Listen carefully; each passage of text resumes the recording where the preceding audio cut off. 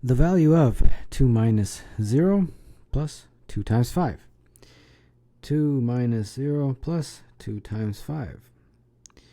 2 minus 0 is 2. 2 times 5 is 10, and therefore that would be 12.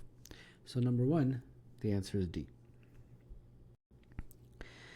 In a survey, each student chose their favorite day of the week. In the graph, the percentage of those surveyed who selected each day of the week is shown. If 3,000 students were surveyed, how many people chose Friday as their favorite day of the week? Friday is right here, and it looks like it's 20%. So 20% of the 3,000 students chose Friday, and that is 600. And therefore number 2 is B. How many integer values of x satisfy the inequality 2 is less than x is less than 14? So x, obviously, it's an integer, has to be either 3, 4, 5, 6, 7, 8, 9, 10, 11, 12, or 13.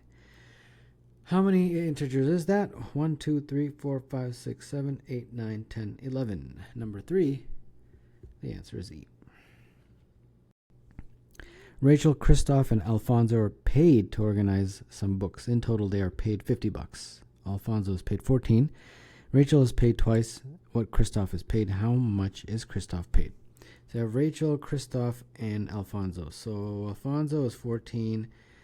Christoph, let's put x, and Rachel is paid twice what Christoph is paid, so that's 2x. And we know that 2x plus 14 is the total, which is given as 50. So therefore 3x is equal to 36, and therefore x is 12. 12 is how much Christoph is paid, since he is paid x. And therefore number 4, the answer is B. In the diagram, points PQRS are at the intersection of grid lines in a 5x5 of 1x1 squares, the area of rectangle PQRS. Okay, it's a rectangle, so we'll just do PS times PQ, and that should be sufficient. So now we have to get the value for PS. Well, we can use Pythagoras using that triangle. It's 1 squared plus 1 squared is PS squared.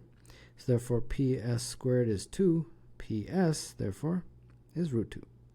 And in a very similar way, using this triangle, we would get PQ. PQ squared would be 2 squared plus 2 squared. And therefore PQ squared is 8. PQ is root 8.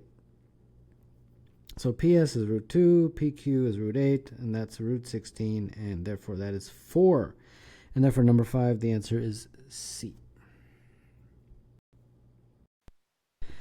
The current calendar year 2025 is a perfect square. In n years from 2025, the calendar year will again be a perfect square. The smallest possible value of n is 2025. Okay, well, what is that? It's 45 squared, I believe. Yeah.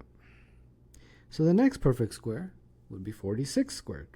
And 46 squared is 2116. So what is the difference between 2116 and 2025? I believe that's 91. So therefore 91 years is the value for n, and that would be E. In the diagram, the target shown has 3 scoring areas. An arrow that hits the center circle is worth 10 points. An arrow that hits the shaded middle ring is worth 5 points. And an arrow that hits the other outer ring is worth 1 point. 3 arrows are shot and each hits the target. Which of the following cannot be the total score for the 3 arrows? Okay, well, let's go through the answer choices and let's figure it out. You could have a 10, 5, and a 1. That would make a 16 as a total. We could have 5, 5, and 1. That would make 11. 13 cannot. So that's the one. But 7 you can do 5, 1, 1. 20 with 10, 5, 5. These combinations are all possible, but 13 is not. And therefore, that is the one that cannot be the total score for the 3 arrows. Therefore, number 7 is C. The average of 15 integers is 18. The average of 5 of these integers is 12. What is the average of the other 10 integers? Well, let's see here. We got x1 all the way till x15. And divided by 15 is 18. So that takes care of that part. And the average of 5 of these, so let's say x1 all the way till x5 is 12, right? So this one gives me that x1 all the way till x5 is 60. So therefore here we have 60 plus x6 all the way till x15. All over 15 is 18. And therefore 15 times 18 minus 60 would be x6 all the way till x15. And that's what,